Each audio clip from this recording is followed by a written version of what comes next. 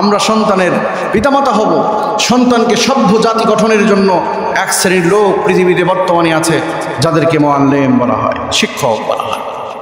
বলেন, আমার ঘরে আপনার ঘরে যে সন্তান জন্ম নেয়, এই সন্তানকে শিক্ষা দেওয়ার দায়িত্ব পারিবারিকভাবে আমার, কিন্তু সুশিক্ষায় শিক্ষিত করে যারা আপনার সন্তানকে এই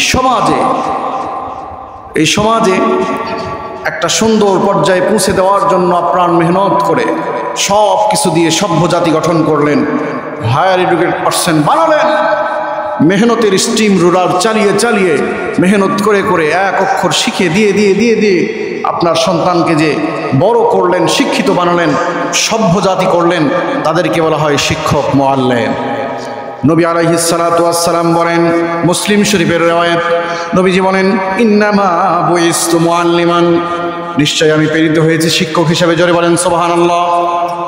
দুনিয়াতে সভ্য জাতি গঠন করার জন্য নবীজির চাইতে সভ্যতা, শিক্ষকের যে ভূমিকা, আদর আপ্যায়নের যে ভূমিকা এবং উত্তম চরিত্র শিক্ষা দেওয়ার ক্ষেত্রে নবীজির যে ভূমিকা, ছাত্রদের সাথে কেমন আচরণ করতে হবে এই শিক্ষার যে ভূমিকা, পৃথিবীতে একজন মানুষ যখন শিক্ষক হবে তার শিক্ষার ভূমিকা কেমন হবে, নবীজি সে শিক্ষা দিয়েছেন। এই জন্য নবীজি বলেন, ইন্নামা বুইস্তু মুআল্লিমান। মুসলিম শরীফের riwayat, নবীজি বলেন, আমি প্রেরিত হয়েছি শিক্ষক হিসাবে। সুবহানাল্লাহ। নবীজি শিক্ষক হিসাবে প্রেরিত হয়েছেন। শিক্ষকের ভূমিকা কি?